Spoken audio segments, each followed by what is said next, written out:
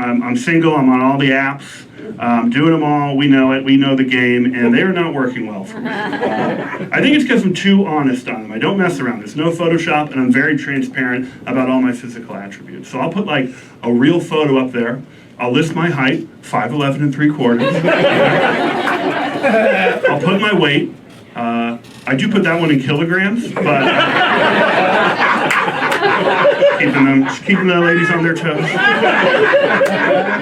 And then I'll do a fun fact that makes me look good, but is also true. So I like to share on my dating profile that I'm charitable. And I am a very charitable person. I'll actually donate $22 a month to Planet Fitness, and I don't even go. So I'm like a pretty good dude. Here's the thing, I'm not doing good on the dating apps, but you know what app I am crushing it on? Jersey Mike's. I'm doing real good. I'm almost up to a free sub. Ladies, you say you like a provider. That's 14 inches of fresh cold cuts. I don't know. No, I think I have diagnosed the problem with the apps. I don't photo well, okay? I'm going to prove it to you tonight that I don't photo well. I brought with me a picture of a photo that I tried very hard in, okay? This is a photo, give me 1 second, of my actual government license. Give me 1 second.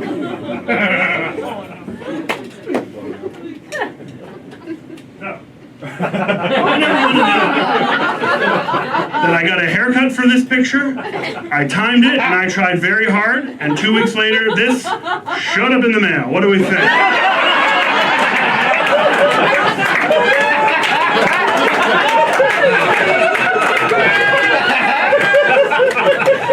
This is me trying. My friend Sam is covering his eyes right now. Some of you are laughing way too hard. This is my actual license. We can verify it. I know I told you I don't lie about my weight, but it is definitely incorrect on this license. Here's the thing about what I learned about this photo. What I learned was that Tamara at the Torrance DMV is a liar. Because I asked her, how does it look? And she said, you look handsome, honey. And if I knew what this was, I would have said, Tamara, I really think you should use that eye chart located behind you. We can both learn something. My friend from Hong Kong who's never coming back to the States. This is way too close, I'm sorry. We're going to raffle this off at the end.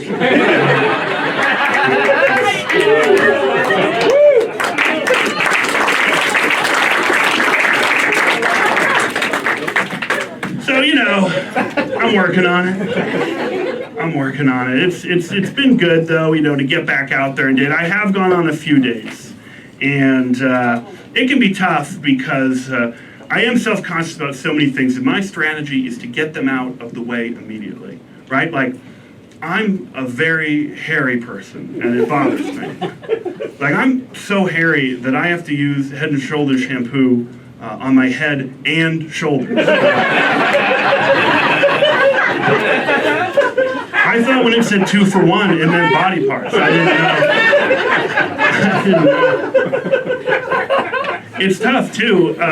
Like I told you earlier, I have sleep apnea, so I use a CPAP machine.